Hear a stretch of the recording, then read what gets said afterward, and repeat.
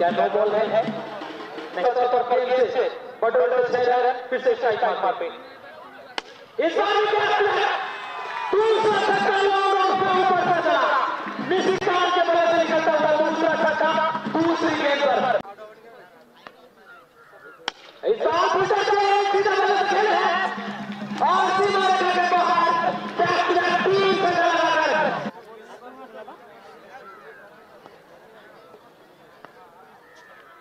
अरे तीसरा छक्का लगाने के बाद चौथा छक्का लगाते हुए आया निशिकांत ये अच्छी बल्लेबाजी दिखाते हुए आया संकेत देते हुए टीम के स्कोर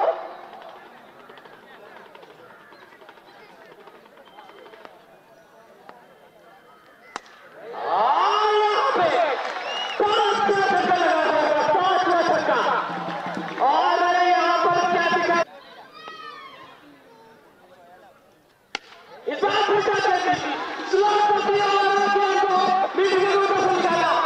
दूसरे बॉल पे तीन गेंद को सीमा रेखा के बाहर करने का देते हुए छक्के के साथ आप से करीब से सेवांजन यानी कि मीडियम में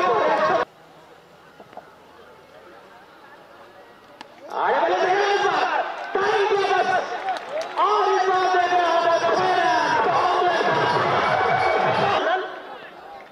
10 सेकंड 50 से सिर्फ एक रन पीछे है निशिकांत बिस्वाल और इस बार निशिकांत बिस्वाल